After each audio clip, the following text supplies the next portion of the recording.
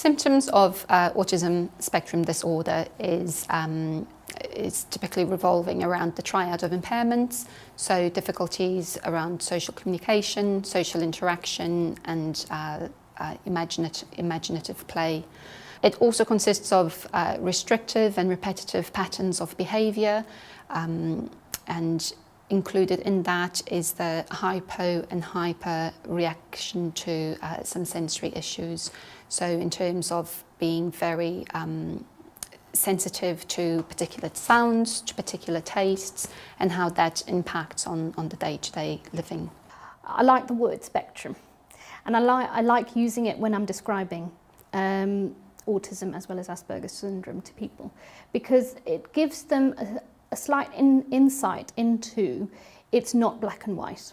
It's not, this is the condition, and here I'm going to explain it to you so you completely understand it, and it's so easy to understand. It's not. Well, the spectrum of autism is very broad.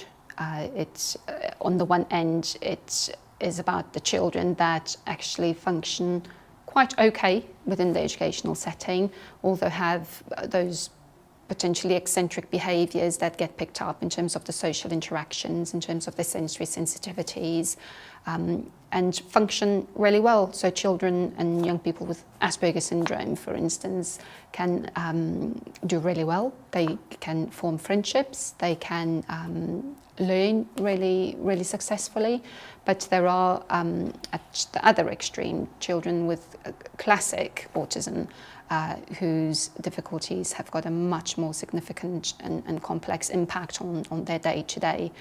Children that have significant difficulties with relation to their sensory needs, to their communication needs, how they interact, to the flexibility of thought, in terms of also coping with change, and how such an impact it has on their day-to-day functioning, really, within an educational setting, but also at home and in social contexts.